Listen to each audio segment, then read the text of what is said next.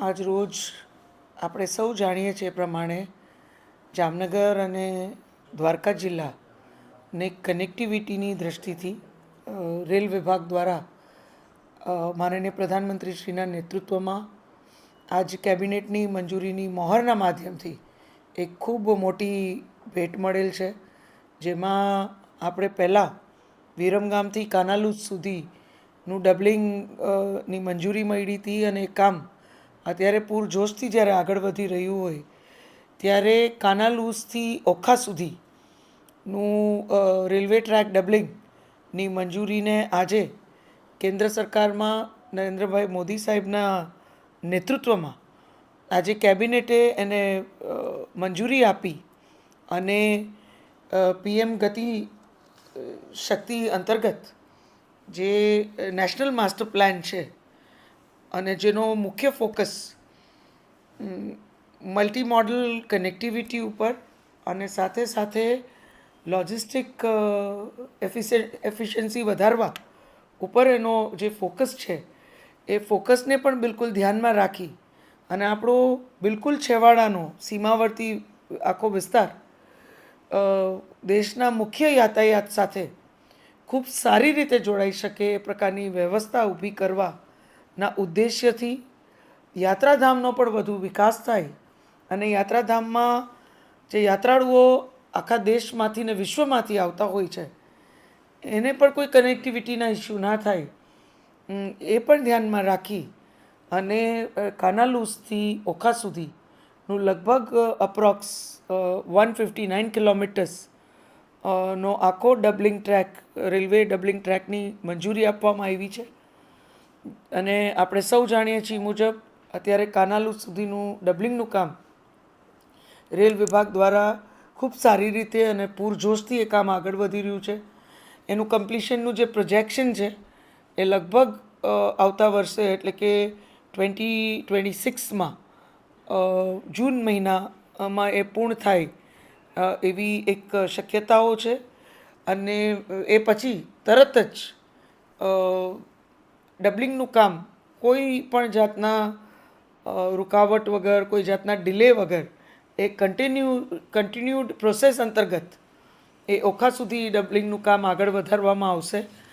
એટલે મને બરાબર આ વાત ધ્યાનમાં છે અને આપ સૌ મીડિયાનો આખો પરિવાર પણ આ વાત જાણો છો કે ગત લોકસભાના ઇલેક્શનમાં 2024માં સૌથી વધુ એક વાત જે લોકમુખે હતી, લોકો જે રજૂઆત કરતા હતા એ રજૂઆત સતત એક જ હતી કે માત્ર કાનાલુજ સુધી ડબલિંગ શું કામ, ઓખા સુધી શું કામ નહીં. અને ત્યારે મેં આ વાત દરેક જગ્યાએ કહી હતી, દરેક મંચ ઉપર કહી હતી ને કોઈને કોઈ રેકોર્ડ પર મારી સ્પીચમાં લોકો સાથે ક્યાંક સંવાદ કરતી વખતે પણ તમને આ વાત મેં કીધી હોય એ ક્યાંક ને ક્યાંક રેકોર્ડ પર મળી જશે. મેં કીધું જ હતું કે કાનાલુજનું કામ પૂર્ણ થાય એ પહેલાં માનનીય પ્રધાનમંત્રીશ્રીના નેતૃત્વમાં, માનનીય અશ્વિની વૈષ્ણવજીના નેતૃત્વમાં આપણને ઓખા સુધીનું ડબલિંગ રેલવે ડબલિંગનું કામ મંજૂર થઈ અને સુવિધારૂપી આપણા વચ્ચે આવે એ પ્રકારે માનનીય પ્રધાનમંત્રીશ્રીએ આખું આયોજન કરેલું જ છે અને મને ખાતરી છે આવતા દિવસોમાં એ પણ મંજૂરી આપણને પ્રાપ્ત થશે. અને મારી પણ સતત ત્યાં દિલ્હી ખાતે રજૂઆત હતી. તો આજે મને આનંદ છે કે ચૂંટણી વખતે મેં જે વાત લોકો વચ્ચે કરેલી હતી, આપણા માનનીય પ્રધાનમંત્રીશ્રીએ પણ ચૂંટણી વખતે જે લોકો વચ્ચે વાત કરેલી હતી અને મારી જે સતત રજૂઆત હતી એ રજૂઆત પણ આજે સફળ થઈ છે. આપણા સર્વે નાગરિકોની જે રજૂઆત હતી એ પણ સફળ થઈ છે. અને આપણા આ છેવાડાના વિસ્તારને કદાચ કનેક્ટિવિટીનું આનાથી વધારે સારી સુવિધા, આનાથી વધારે મોટી સુવિધા આપણે વિચારી ના શકીએ એ પ્રકારની આપણને એક સુવિધા આ ડબલિંગના માધ્યમથી પ્રાપ્ત થશે. જે ટ્રેનો અત્યારે આપણે આપણા વિસ્તારમાં ક્યાંક ટ્રેક ફ્રી ના હોય, ટ્રેક ઉપર વધુ લોડ હોય, ક્રોસિંગ્સ ક્યાંક એ પ્રમાણે મેનેજ ન થતા હોય, એ બધા પ્રશ્નોના અભાવે આપણે નવી ટ્રેનો જે ઇન્ટ્રોડ્યુસ નથી કરી શકતા, લોંગ ડિસ્ટન્સ ટ્રેનો, એ આવતા દિવસોમાં આપણે અનેક નવી ટ્રેનો આપણા છેવાડાના વિસ્તારને આખા દેશ સાથે જોડતો કરવા માટે પણ આપણે નવી ટ્રેનો લઈ આવી શકશું. ફ્રેટની જ્યાં સુધી વાત છે, ઇન્ડસ્ટ્રીયલ ગ્રોથ જે પ્રકારે આખા વિસ્તારમાં થાય છે, બે મોટી રિફાઇનરી છે, આપણે સૌ જાણીએ છીએ, ટાટા કેમિકલ્સ પણ છે, RSPL પણ છે, આ બધી જ જે ઇન્ડસ્ટ્રીઝ છે એનું સોલ્ટ નું પણ આપણું અહીંયા મોટું ઉત્પાદન છે. ત્યારે આ બધું ધ્યાનમાં રાખી અને જે આખું ફ્રેટનું ભારણ પણ છે એ પણ આવતા દિવસોમાં આપણને આ ડબલ ટેક્સેશનના માધ્યમથી વધુ ટ્રેનો અને ફ્રેટ ટ્રેનો પણ આપણે ભવિષ્યમાં વધુ ચલાવી શકશું. એ પ્રકારની પણ આવતા દિવસોમાં સુવિધા થશે. અત્યારના ફ્રેટ અને પેસેન્જર્સ આ બેય વચ્ચે બેલેન્સ રાખવામાં ઘણી વખત આપણે નવી ટ્રેનો ચાલુ નથી કરી શકતા. તો આવતા દિવસોમાં આખા દેશને જોડતી નવી ટ્રેનો પણ ચાલુ કરી શકશું. અને આપણે સૌ જાણીએ છીએ કે કોઈ પણ સ્થાન, કોઈ પણ જગ્યાનો જો વિકાસ સુનિશ્ચિત કરવો હોય તો સૌથી પહેલાં ત્યાં પહોંચવું એ સહેલું કરવું ખૂબ જરૂરી છે અને પહોંચવાની વ્યવસ્થા કરવી ખૂબ જરૂરી છે. તો આપણા માનનીય પ્રધાનમંત્રી શ્રી PM ગતિશક્તિ અંતર્ગત એમનો જે કોર ફોકસ છે એ કોર ફોકસ જ આવી રીતે કનેક્ટિવિટીનો વધારો થાય અને લોજિસ્ટિક નું વધારે એફિશિયન્સી વધે એ ઉદ્દેશ્યથી આ આખું એમનું આયોજન છે.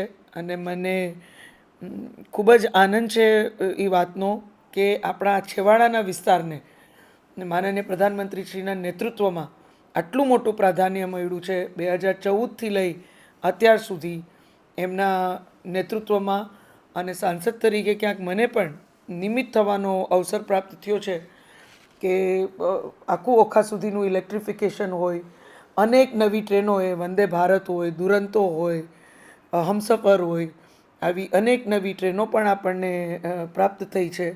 અને સાથે સાથે ડબલિંગનું આખું કામ જે બિલકુલ બહુ જ ધીમી ગતિએ, કદાચ આપણે એનો ટ્રેક રાખવાનું વિરમગામ પછી ભૂલી ગયા હતા, એ ધીમી ગતિએ જે કામ આગળ વધતું હતું અત્યારે પૂરજોશથી આપણા વિસ્તારમાં એટલે કે કાનાલુસ સુધી પહોંચવા ઉપર છે.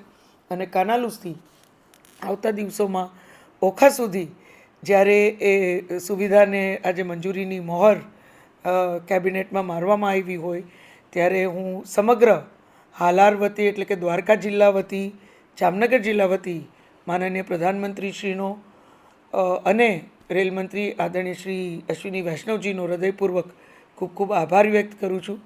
અને ચૂંટણી વખતે જે વાત 2024ના ઇલેક્શન વખતેની જે વાત લોકો વચ્ચે મેં રાખી હતી એ વાત પણ આજે ક્યાંક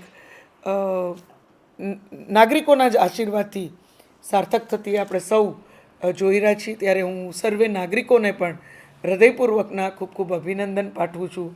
હું બહુ મજબૂતીથી એવું માનું છું કે નાગરિકોને લીધે જ આ કાર્ય અમે બધા કરી શકીએ છીએ. અને આપણો જામનગરનો અને દ્વારકાનો જે પરિવાર છે એ પરિવારને લીધે જ આજે હું આ કાર્ય કરી શકું છું. અને મોદી સાહેબના નેતૃત્વમાં જે પ્રકારનું એમનું વિઝન છે અને ખાસ કરીને છેવાડાના વિસ્તારોને મુખ્ય યાતાયાતના માધ્યમથી જોડવાનો એમનો જે આખો ઉદ્દેશ્ય છે એ ઉદ્દેશ્યને એમાં ક્યાંક આપણો દ્વારકા જિલ્લો જે બિલકુલ સીમાવર્તી વિસ્તાર છે પણ એને બિલકુલ પ્રાથમિકતા આપી અને કનેક્ટિવિટીનું આ મહત્ત્વનું માધ્યમ આપણા સુધી વધારે સુવિધા ઉમેરી અને પહોંચાડવા માટે પણ હું માનનીય પ્રધાનમંત્રીશ્રીનો આ તકે ખૂબ ખૂબ આભાર માનું છું. મેં તમને પહેલાં કીધું એમ ફ્રેટના ઇસ્યુઝ જે છે એ પણ સોલ્વ થશે. વધુ આપણું યાત્રાધામનો પણ વધુ વિકાસ આવતા દિવસોમાં વધુ યાત્રાળુઓ ત્યાં આવી શકશે દ્વારકાધીશના દર્શન કરવા માટે, નાગેશ્વર મહાદેવના દર્શન કરવા માટે, શિવરાજપુર બીચ ઉપર જે પર્યટકો હોય છે એ પણ ત્યાં આવી શકશે. એટલે બિલકુલ એ છેવાડાના વિસ્તારમાં વધુ ને વધુ નાગરિકો આવી શકે એ પ્રકારની વ્યવસ્થા ઊભી થવા જઈ રહી હોય, વધુ લોકો ત્યાં પહોંચી શકે આરામથી. સાથે એન્વાયરમેન્ટની દ્રષ્ટિથી પણ આપણું જે આખું કાર્બન એમિશન્સ છે એમાં ઘટાડો થશે. હાઈવેઝ ઉપર પણ ટ્રાન્સપોર્ટેશન અને વ્હીકલ્સનો ટ્રાફિક ક્યાંક ઓછો થશે. એના લીધે થઈને જે કાર્બન એમિશન્સ છે એમાં પણ સારો એવો ઘટાડો થશે. એક એન્વાયરમેન્ટ ફ્રેન્ડલી પણ આ એક મોટું સ્ટેપ આપણે કહી શકીએ.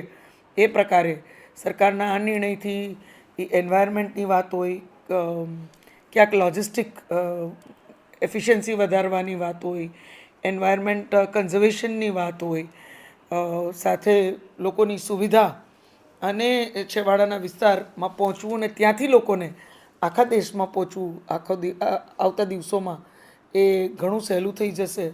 ત્યારે ઘણા બધા ફાયદા આ ડબલ ટેક્સેશનના માધ્યમથી ઘણી બધી નવી ટ્રેનોની સુવિધાઓ પણ આવતા દિવસોમાં આપણને પ્રાપ્ત થશે.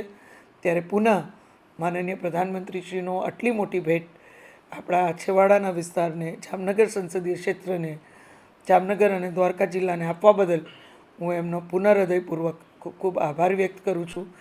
અને ખૂબ જ ટૂંકા સમયમાં લોકોની જે માંગણી હતી, જે લાગણી હતી, અને મેં એ પહોંચાડવાનું કાર્ય જે કેન્દ્ર સરકાર સુધી કર્યું હતું એને ખૂબ ટૂંકા સમયમાં જે વાચા મળી એ સર્વે નાગરિકોને હું ખૂબ ખૂબ અભિનંદન પાઠવું છું.